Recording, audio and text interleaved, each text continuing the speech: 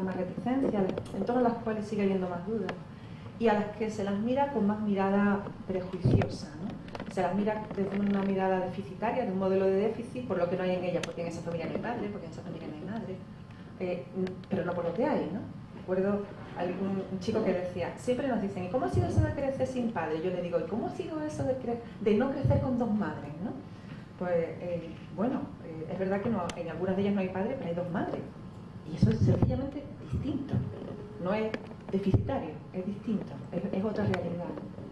O en algunas no hay madre, efectivamente, hay dos padres que quieren a los críos, o uno solo. Con mirada homófoba, que es la mirada que espera lo peor, digamos, de esta familia y de estos niños, porque supone que la homosexualidad en sí misma es una patología. Y con mirada heterosexista, que es la que imagina que todo lo que se sale de la norma heterosexual está desviado, ¿no? Y por eso esperan que uno haga de padre y otro haga de madre, esperan cosas que de hecho no ocurren en esta familia, ¿no? Bueno, de hecho se dice de ellas que los gays y lesbianas son personas insanas, que necesariamente los niños que crezcan con ellos van a tener patologías porque crecen con personas que no son sanas, que estas familias viven aisladas, viven en guetos. Se dice que los niños y las niñas que crecen con homosexuales no van a hacer una vida normal, que van a estar todo el día metidos en las cosas de los colectivos o en los bares de ambiente, que van a tener un desarrollo psicológico alterado porque no tienen los necesarios referentes masculinos y femeninos, ya hablaremos de ello, que estos niños van a tener muchos problemas porque sufrirán rechazo social. También se dice que van a acabar siendo homosexuales ellos también, y se dice en tono peyorativo. Y además en ese ambiente se espera de estos niños que sufran abusos sexuales. Estos son los prejuicios que nos han llegado, se han volcado en los medios de comunicación, o te dice la gente sin ser capaz de decirlo públicamente, te lo dice en privado.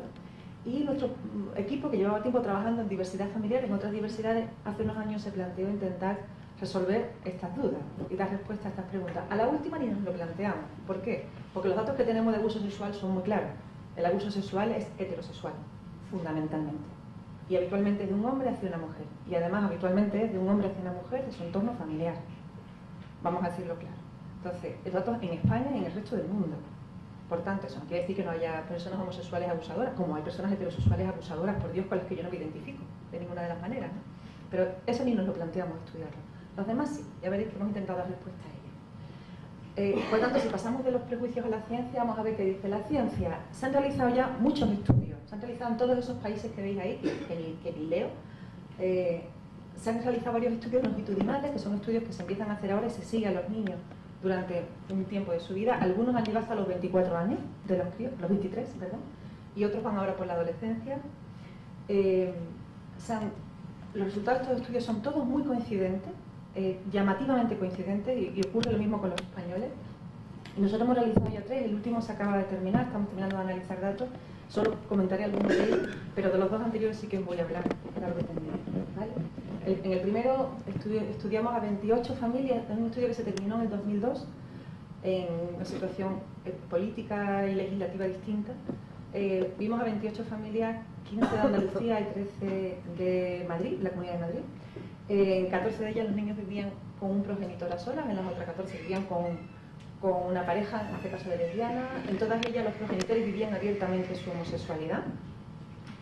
Y de estas familias, 18 tenían hijos de uniones anteriores y 5 eran familias con hijos adoptados y otras 5 con hijos nacidos por técnicas de reproducción asistida, ¿vale? Los niños que vivían en ella eran 25, pudimos estudiar 25 niños y niñas, quitando a aquellos que tenían alguna discapacidad psíquica, aquellos que tenían alguna dificultad o que eran más pequeños o mayores del rango de edad que íbamos a estudiar, que era la escolarización obligatoria o casi, de los 3 a los 16.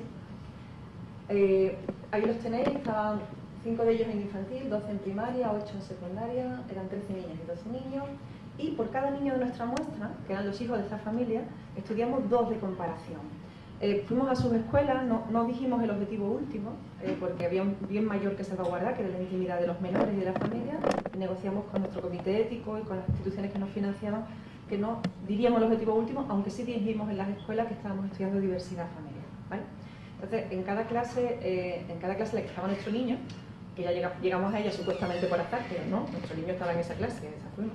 Elegimos al que precedía en la lista del mismo sexo, y ese era el compañero del mismo sexo, sin más, nos daba igual la familia en la que viviera, ¿vale? Y elegíamos otro que tenía la misma estructura familiar, pero heteroparental. O sea, si nuestro niño vivía con su madre separada, divorciada, que ahora se vive como lesbiana, buscábamos otro niño que viviera con una madre divorciada, a priori heterosexual. ¿Vale? Entonces, esa es la otra muestra de comparación, la misma estructura familiar. Así que por cada chico teníamos 2 de comparación. ¿Vale? El segundo estudio que hemos hecho no es con hijos menores, sino con chicos mayores. En el primer estudio solo entrevistamos a los padres y evaluamos a los niños. Porque, entre otras cosas, las familias preferían que sus hijos no se sintieran cobayas. Era el primer estudio que se hacía en España, todo el mundo tenía mucho miedo de qué podía pasar. En fin, que a los niños, ellos no supieron que estaban siendo estudiados por este motivo. Y luego hemos hecho otro estudio con hijos mayores. De media tienen 26 años, tienen entre 17 y 34. Solo hay uno de 17, todos los demás son mayores de edad, y el 17 es porque tanto su hermana, que era mayor, como su madre nos dijeron que era un chico muy maduro, y lo era, efectivamente. Entonces por eso lo introdujimos en la muestra. Todos los demás tienen por encima de esa edad. Son 26 chicos y chicas, jóvenes adultos todos, que han vivido con madre lesbiana o con padres gay, 22 con madre lesbiana y los 4 restantes con padres gay. Son 15 chicas y 11 chicos, 22 han vivido con una pareja y los 4 restantes han vivido con un progenitor a solas. En la actualidad 12 siguen viviendo con sus progenitores, todavía están estudiando, tal. 10 viven con su propia pareja, 1 a solas y 3 comparten vivienda con amigos. Esa es la situación, ¿vale? Jóvenes, ¿vale? De ellos 15 aún están estudiando, aunque 10 trabajan a la vez y tal, 10 están ya trabajando y una ama de casa. Y en todas ellas, en todos estos casos, las madres o los padres vivían abiertamente su homosexualidad. Los chicos eran conocedores de que era así, ¿vale? Al menos desde la adolescencia de los hijos. O sea que hemos entrevistado a alguien y luego hemos sabido, en el curso de la entrevista, que ese chico o esa chica no lo había sabido hasta los 18 años, que lo hemos eliminado. O sea, hemos querido que lo hubieran sabido antes de los 16, al menos, ¿vale?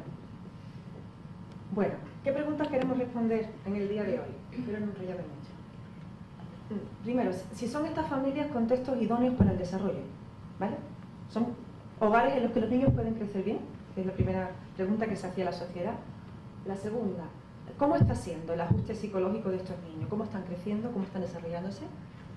La tercera, ¿cuáles son los puntos fuertes de esta familia? O sea, ¿qué es lo que esta sociedad puede aprender de ellas?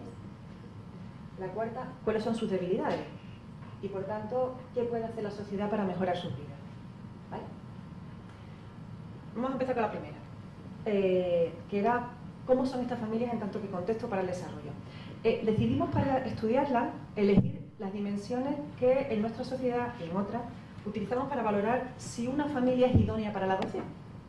O sea, cuando evaluamos familia, hay una serie de criterios ya estandarizados, establecidos, que son los que se utilizan para valorar si en una familia puede llegar un chico, un niño o una niña, ¿no?, en adopción. Entonces dijimos, bueno, pues elijamos esos mismos criterios, puesto que ya hay un cierto acuerdo dentro del ámbito profesional de que esos son las dimensiones que definen un buen contexto familiar. Eliminamos lo que era más específico de adopción, o sea, la actitud hacia la adopción. No íbamos a estudiar actitud hacia la adopción en familias que no habían adoptado, obviamente. Entonces, eliminamos lo que era más específico de adopción, pero nos quedamos con el resto de las dimensiones que son esas que tenéis ahí. Si los progenitores tienen perfiles personales sanos y ajustados, si tienen adecuadas capacidades educativas, si hay una dinámica familiar saludable y si tienen redes de apoyo social. ¿Vale? Son 4 dimensiones. Soy estudiante sobre todo de trabajo social, me han dicho, derecho, psicología quizá. O sea que os deben sonar estas dimensiones probablemente, en alguna asignatura las hayáis visto, ¿no?